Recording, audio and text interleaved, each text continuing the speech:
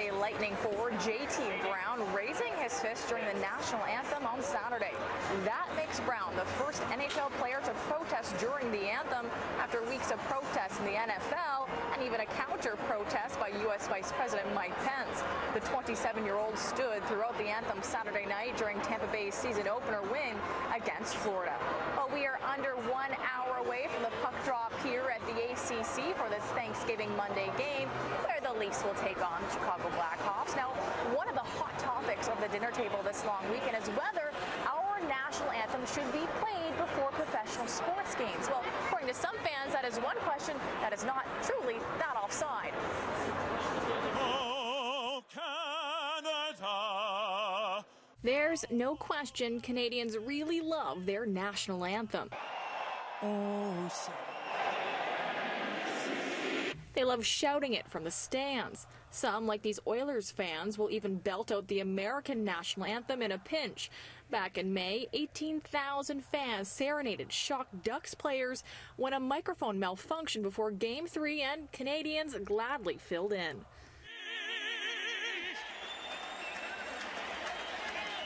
You can also get downright defensive when it isn't done right. Canadian group The Tenors were met with intense backlash after a member altered O Canada's lyrics to All Lives Matter before an MLB All-Star game. Pitched around him. You get the smoke. Home run. Even a young performer's giggle at her own anthem flub this July drew the ire of Toronto Blue Jays infielder Justin Smoke. Do you think the anthem should even be played before professional sports games at all? No. Why not? Because a lot of other players are from different other countries, from Sweden, Russia, and stuff like that.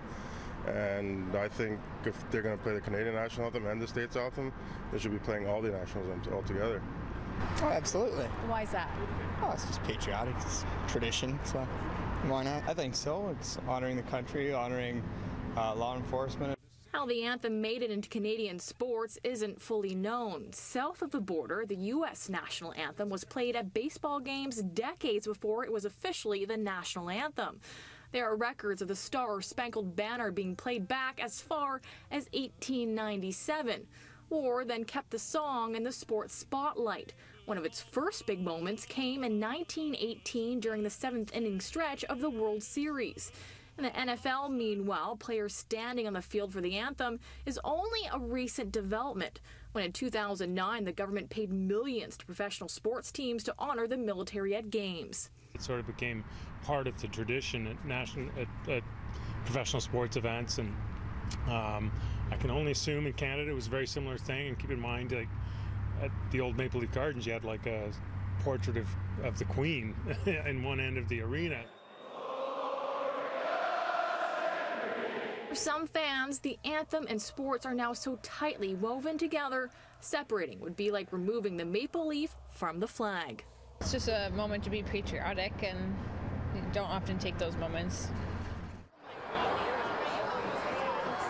As for whether the American-style protests will bleed fully into arenas like the ACC here, well, Sportsnet's Michael Grange says likely not. There are only about 30 black players within the NHL, and the majority of them are Canadian.